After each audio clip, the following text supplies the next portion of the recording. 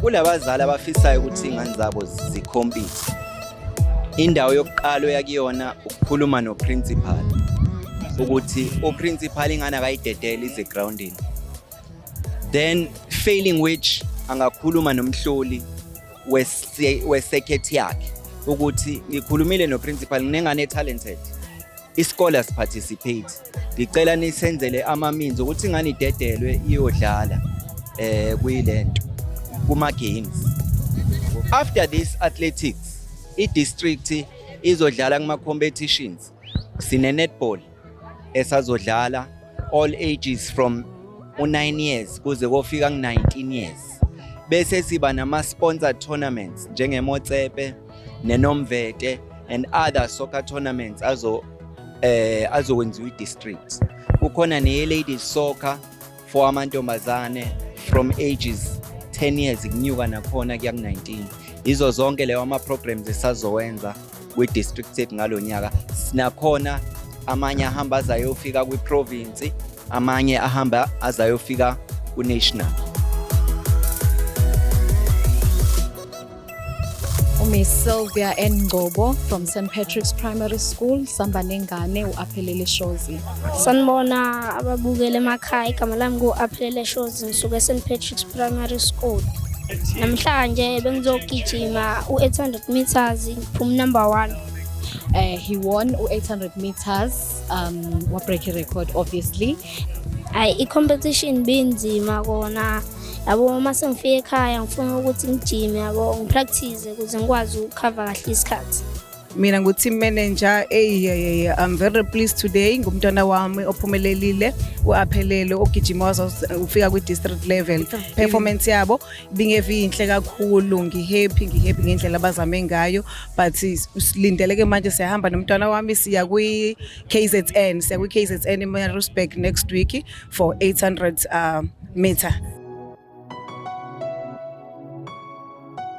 Igama lami nguZiyanda Mini, ngifunda eKenderton Primary School. Ngiyade ngiwalka ngifile kahle ngoba ngiphumile.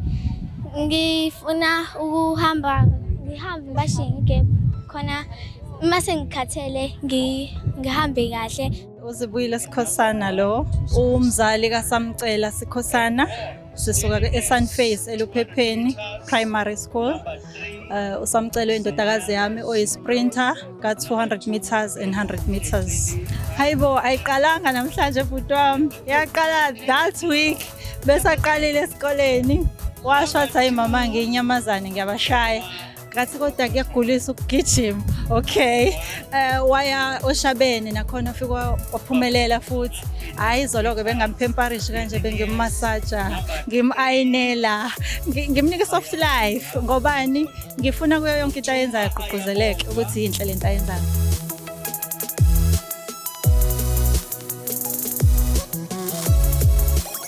My name is Jaden Jubet.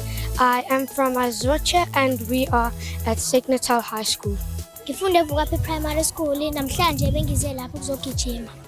I feel good because I made it into Ugu. Ngifunde ukuthi if umuntu ephansi kwakho ubugijima bokuthi ugijime kakhulu ungabe umlandela kakhulu ngoba uzokhathala.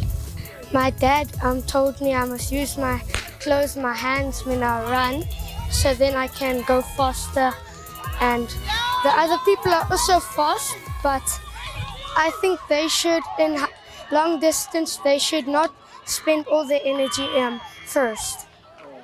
Ngiphinde ngikhulume abalaleli, siyabonga kakhulu Nkosi yami masibuka around ingane esikhona lana zonke from different primary schools zijabule zihappy ukuba khona la emagroundini.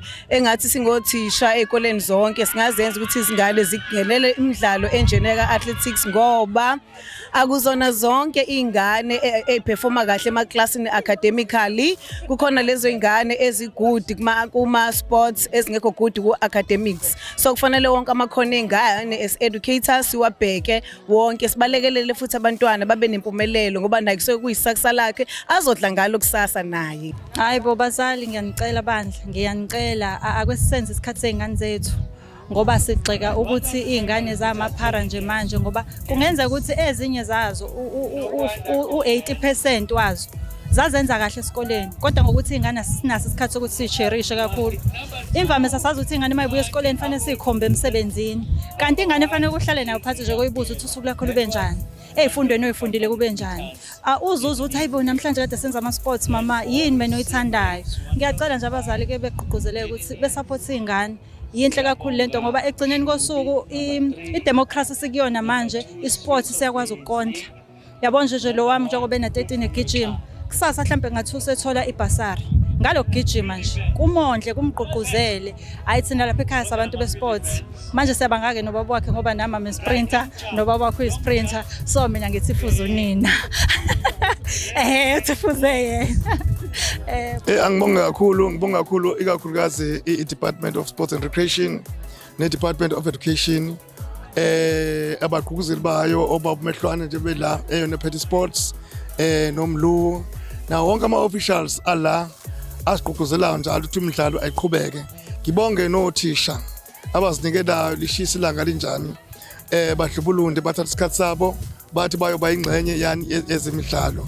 Ngiyabonga kakhulu nje nosuku namhlanje lube luhle sibonga welcoming eSuid Natal i-accommodation i-right i-weight i-right kodwa ingane iqulekile kancane yashisa.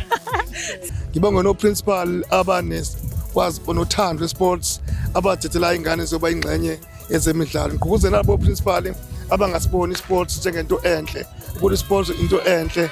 Ngiyacela ukuthi nabo ingane nothisha babanikeze ithuba nelungelo nomdlandla babasupporte ngazo zonke izindlela ngoba kusasa bayibona imiphumela emihle. Ngiyabonga.